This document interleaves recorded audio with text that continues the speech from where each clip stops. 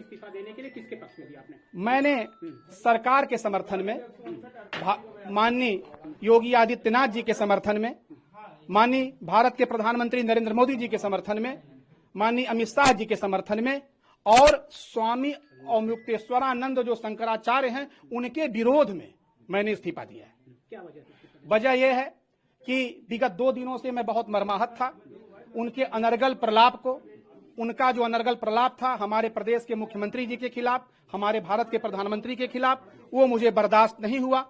और चूंकि मैं उत्तर प्रदेश कर्मचारी नियमावली में बंधा हुआ एक व्यक्ति हूं, उत्तर प्रदेश सरकार के द्वारा दिए गए वेतन से मेरा परिवार चलता है, तो मेरा ये कर्तव्य नहीं है कि मैं केवल उसकी रोटी खाऊं और चैन की बंसी बजाऊं। मेरे अंदर भी एक दिल है, मैं यंत्र नहीं हूं, मैं रोबोट नहीं हूं। और मुझे लगा कि मेरे राज्य का, मेरे माननीय मुख्यमंत्री का, मेरे माननीय प्रधानमंत्री का अपमान किया जा रहा है, तो मैंने ये कठोर निर्णय लिया और मैंने इस्तीफा दे दिया। किसको दिया इस्तीफा? मैंने इस्तीफा महामहिम राज्यपाल जी को द्वारा उचित माध्यम से दे दिया।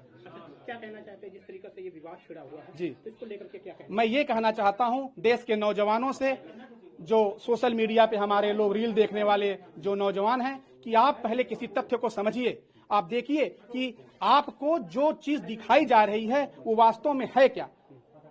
जैसे कि जो हमारे माननीय मुख्यमंत्री के खिलाफ जो बयान दिया गया, क्या उनको ये बयान देने का अधिकार है?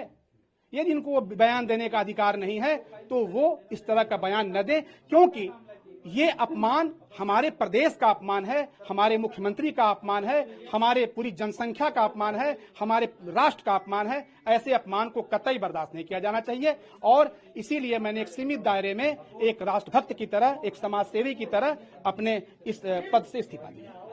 यूजीसी को लेकर यूजीसी के मामले पे मेरा ये कहना है कि यूजीसी एक विधिवत प्रक्रिया के तहत, भारत के संवैधानिक व्यवस्था के तहत पूरी तरह परिचर्चा के बाद ये पारित किया गया है और भारत के गजट में, भारत के राजपत्र में प्रकाशित हो गया है। तो मैं एक कर्मचारी हूं, मैं उत्तर प्रदेश नियमावली में, सेवा नियमावली में बंधा हुआ व्यक्ति हूं।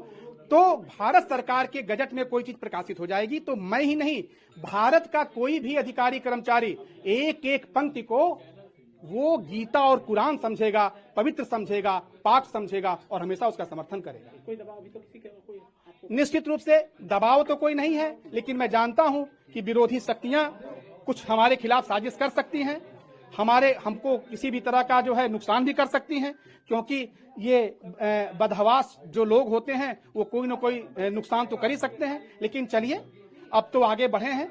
भारत के इतिहास में पहली बार किसी क्लास 1 अफसर ने सरकार के समर्थन में इस्तीफा दिया है और सकारात्मक चर्चा छिड़ी है।